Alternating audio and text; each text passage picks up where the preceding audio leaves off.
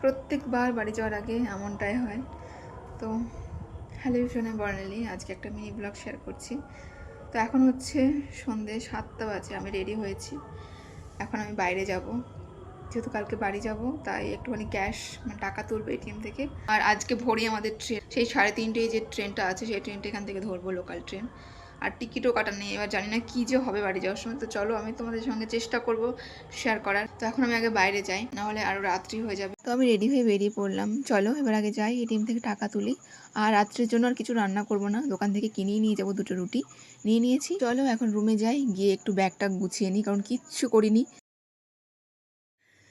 আমার এমনটা কেন হয় আমি জানি না। আগে দেখা এখন কটা বাজে, 2:49, মানে 2:50। আমি অ্যালার্ম দিয়েছিলাম 3:20। তো আমার ঘুমই আসেনি। আমার এমনই হয় আগে থেকে, যখন কোনো কিছু সকালে বা ভোরে থাকে যাবার কোথাও, আমার সারা রাত ঘুম আসে না। আমার ওইটাই মাথার মধ্যে চলে, আমি কেন জানি না। শুধু আমার সাথে হয় না, তোমাদের সঙ্গে হয় বলবে। তখন 2:50 বাজে। এখন আমি রেডি হব, আর আমাকে নিতে আসবে একটা টোটো দাদাকে বলা আছে। তো ওই দাদা বলেছে 3:15-তে নিতে আসবে। তো এখন তো হাতের সময় বেশি নেই, তো চলো আমি এখন রেডি হই। সারা রাত আমি ঘুমাইনি, মাথাটা এখন ব্যথা করছে একটু একটু। তো চলো, এর আগেও আমি গেছি এরকম টাইমে বাড়ি, মানে এরকম রাত্রিবেলা, বাট তোমাদের সঙ্গে সেভাবে ব্লগ শেয়ার করা হয়নি। তো আজকে আমি চেষ্টা করবো তোমাদের সঙ্গে সবটা শেয়ার করার, যে পরিবেশটা কেমন থাকে আর সেফটি কতটা। তো চলো, এখন আমি রেডি হই। আর আমি বেছে নিয়েছিলাম এইবার জার্নি করার জন্য এই কটনের শার্টটা, কারণ আমাকে অনেকটা জার্নি করতে হবে। আর তার মধ্যে রিজার্ভেশন করা নেই, জানি না সিট পাবো কি না, দাঁড়িয়ে যেতে হবে কি না। তো তার জন্য ভাবলাম একটু কমফোর্টেবল কিছু পরি। তাহলে আমি প্রায় রেডি হয়ে গেছি, আর একটু পর আমাকে নিতেও আসবে। আর হ্যাঁ, তোমাদেরকে বলাই হলো না এটা কিসের ছুটি আর কেন বাড়ি যাচ্ছি। তো হ্যাঁ, এটা হচ্ছে ভোটের ছুটি। আমাদের 23 তারিখে যেহেতু ভোট, তাই 22 তারিখে আমরা ছুটি পেয়েছি। তার সঙ্গে আরও কিছু ছুটি অ্যাড করে নিয়েছি, যাতে গিয়ে কিছুদিন থাকতে পারি, কারণ সেই আমি ডিসেম্বরে বাড়ি গিয়ে থেকেছি, আর এর মধ্যে আর চাইনি। এটা এপ্রিল চলছে। তো চলো আমি রেডি হয়ে বেরিয়ে পড়লাম। আর এই দেখো টোটো নিতে চলে এসেছে। আর এবার আমি শুধু একা ছিলাম না, আমার সঙ্গে আরও 2জন যাচ্ছিলো। ওরা হয়তো ভাববে যে দিদি তুমি 3টের সময় টোটো কোথায় পেলে। তো ব্যাপারটা হচ্ছে, যখন আমি প্রথমে একা যেতে শুরু করি, তখন একদিন স্টেশনে গিয়েছিলাম যে 3টের সময় আমাকে কোনো দাদা আনতে পারবে কিনা।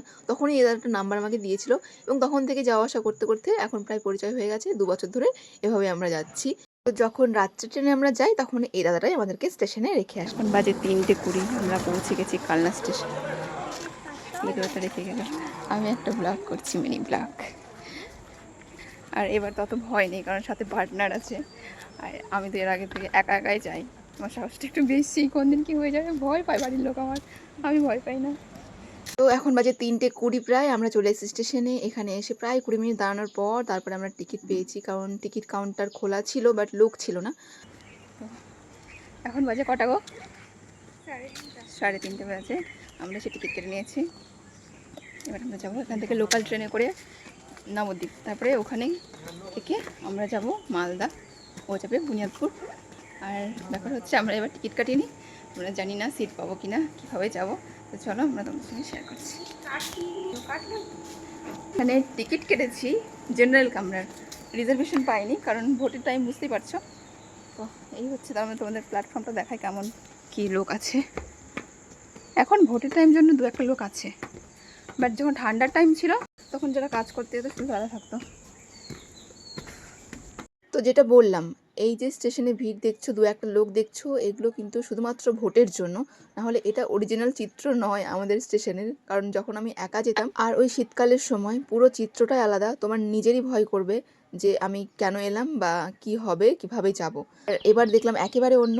তো যাই হোক, চলো আমরা চলে এসেছি। আর আমাদের ট্রেন, লোকাল ট্রেন, পুরো 1 ঘন্টা লেট। যার কারণে আমি ভাবলাম যে আমি তো কোনো রকম চুলটা বেঁধে এসেছি, একটুখানি বেরোনি করে নিই, কারণ ট্রেনে উঠে তো আমি ঘুমাবো, কারণ সারা রাত আমি ঘুমাইনি। তো সেই জন্য বসে বসে এবার বেরোনি করছি। আর এই যে আজকে আমি এখানে ট্রেন ধরার জন্য বসে আছি বাড়ি যাওয়ার জন্য, এই দিনটার আগে বা এই দিনটা পাওয়ার জন্য আমাকে যে কতটা কি ম্যানেজ করে আসতে হয়েছে, কিভাবে দিনগুলো পার হয়েছে। তো এই রিলেটেড কথা তোমাদের সঙ্গে আমি অন্য একটা ভিডিওতে শেয়ার করবো, যে কত কিছু ম্যানেজ করার পর তারপরে আমরা ছুটিটা পাই। আর এই ছুটি পেয়েছি মানে ফুললি আমি যে ফ্রি মাইন্ডে থাকবো, এমনটা কিন্তু আমাদের এই জবে হয় না। তুমি যদি জিএনএম করে স্টাফ নার্স হতে, সেখানে হয়তো ফ্রি মাইন্ডে থাকতে পারতে, তোমার কোনো দায়িত্ব নেই। বাট আমাদের ক্ষেত্রে কিন্তু এটা হয় না।